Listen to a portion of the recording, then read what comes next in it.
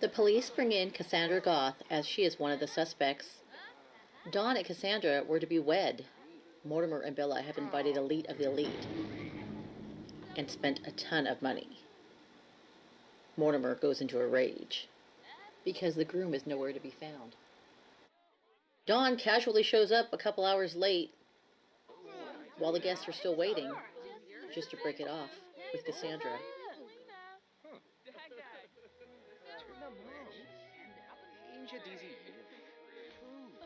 Cassandra, she's left devastated and heartbroken. After all, Dawn is the one who proposed to her only 6 months after they started dating. Cassandra and her family are left embarrassed.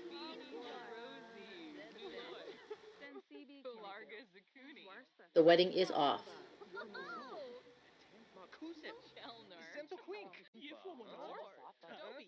As Dawn leaves, Mortimer has a few words for him.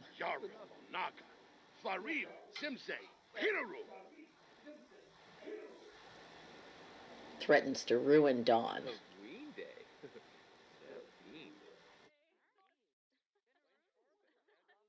Mortimer tries to start a fight with Dawn, telling him, "Take your first shot." Dawn says he cannot be with an ugly woman like Cassandra and runs away like the coward he is. Cassandra and her family have an alibi. They were nowhere near whatever happened to Dawn. They were in their summer home on vacation in Sulani. There's plenty of witnesses, including all the staff that witnessed them there for the past 2 weeks during this murder.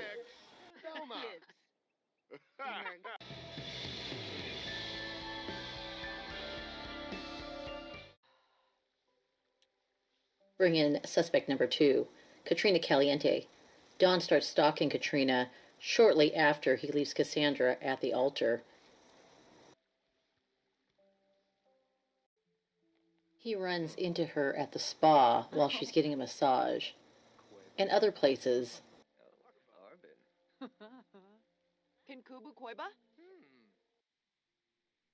Showing up at her yoga classes.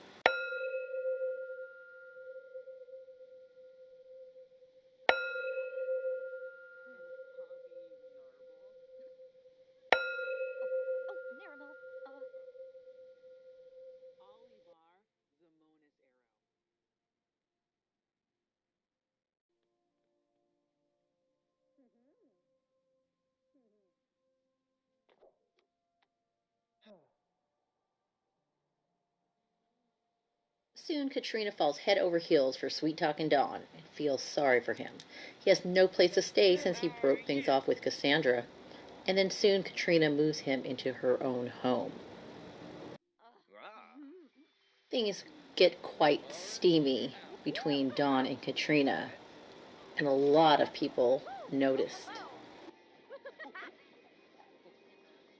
Katrina and Don woohoo everywhere, and anytime, even in public places. Katrina is quite taken from the attention of a man 20 years her junior, and soon moves Dawn into her home.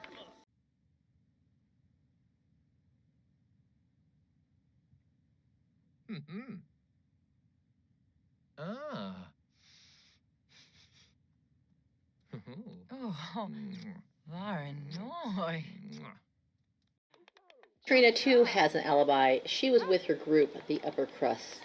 They were in the middle of preparing a beef Wellington, and those things take hours to cook. So she wasn't around for his murder either.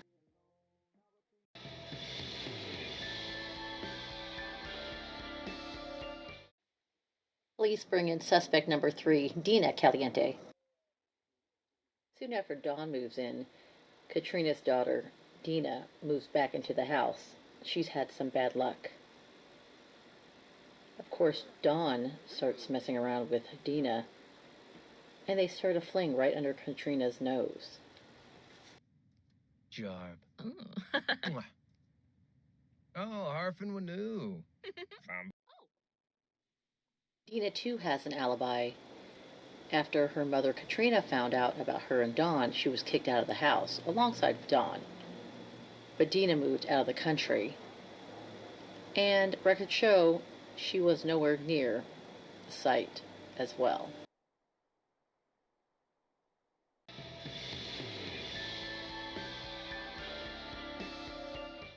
Suspect is Liberty Lee, and she's brought into the police station.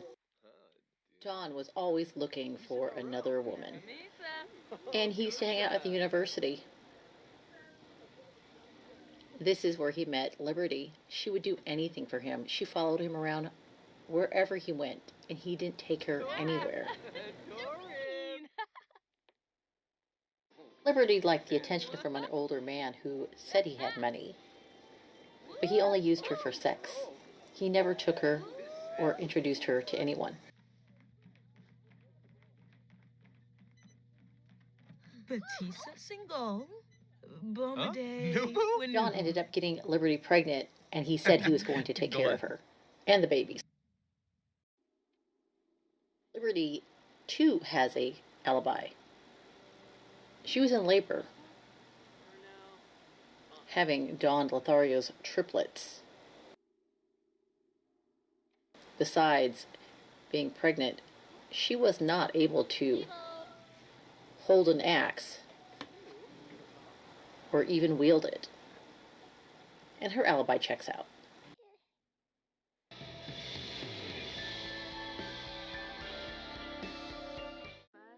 Our fifth suspect was Meredith Roswell, who was being blackmailed by Don Lothario. Meredith Roswell is brought into questioning because of some photos they heard about. Don Lothario was working as a bartender and got Meredith drunk and took advantage of her. They didn't have sex, but they went skinny dipping together. And he took a lot of nude pictures of her.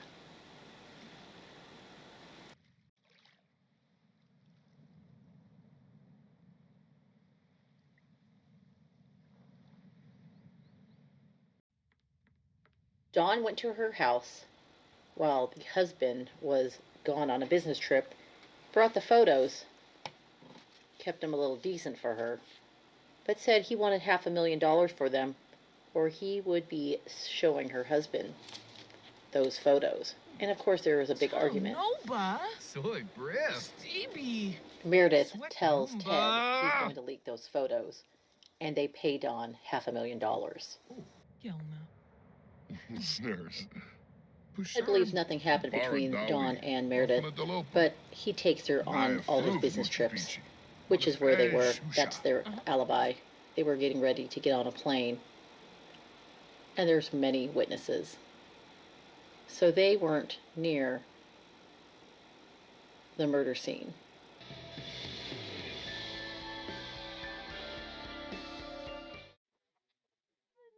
Our top Sims detective have interrogated everyone, all 8 suspects. In the end, was it Don, the lover boy, who was killed for Cassandra's heartbreak? Or was it Bella Mortimer's embarrassment, spending all that money on the wedding?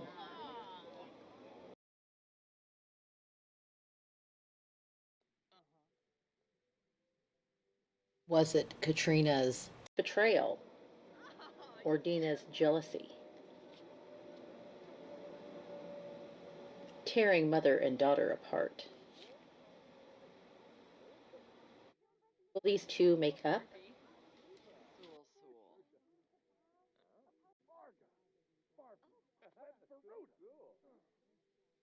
Was it because of Liberty's innocence?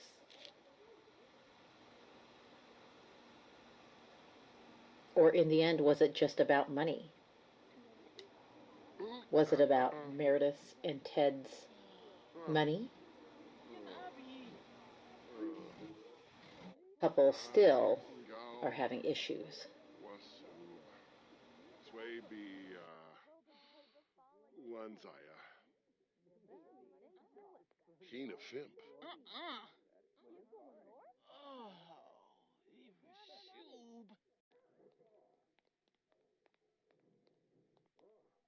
After all this, none of the suspects are charged. The case is running cold, and everyone has been released. This case is a cold case. We'll never know what happened to Don Lothario and how he actually was murdered, or who done it.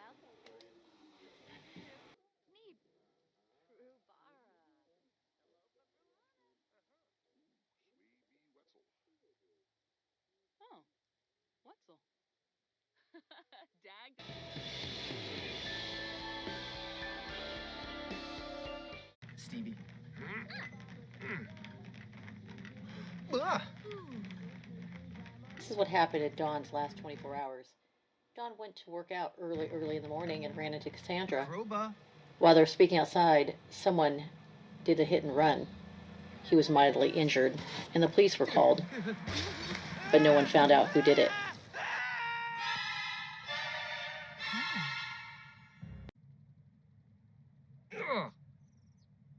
Ow!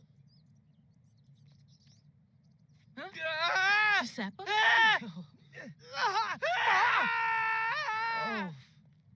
Phone. Marble bean. Maybe. Bella and Cassandra's attempt to kill Don failed, but it did slow him down, and he was in a lot of pain. He runs to Liberty to explain what happened, that he was almost killed in a hit and run.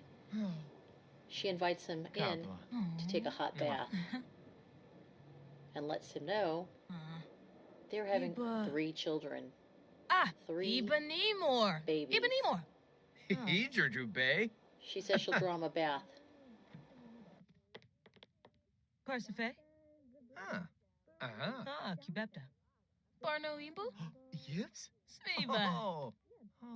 Dak, Nubu. What new?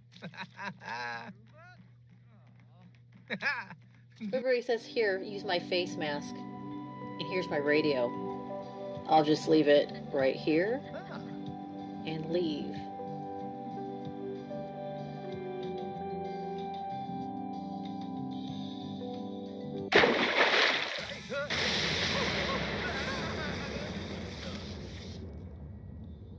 Looks like Liberty accidentally pushed the radio in. He's just stunned and runs home.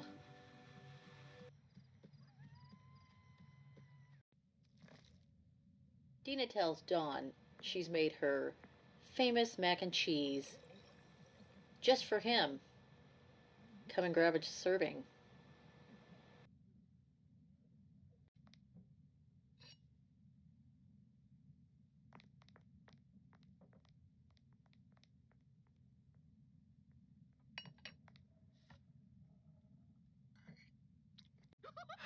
Chima Parstoob.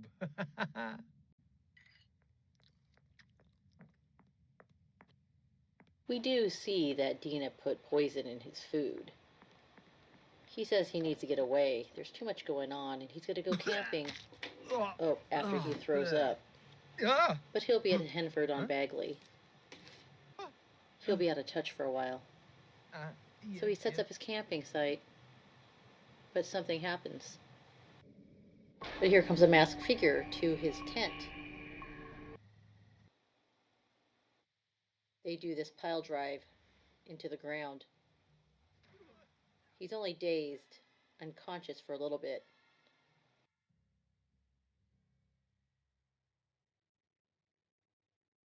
Once he wakes up, Don starts running for his life. Something is still after him.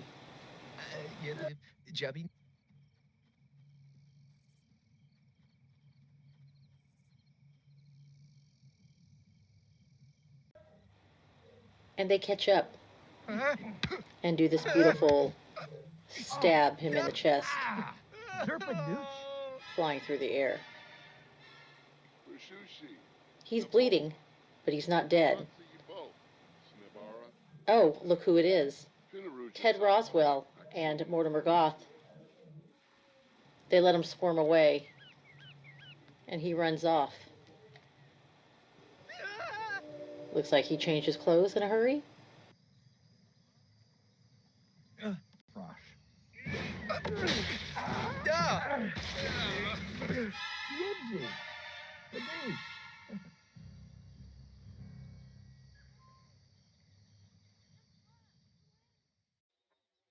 It was all a plan. Meredith would take the last swing and take out Don after being weakened the last 24 hours. And did they get away with it? It seems like they have.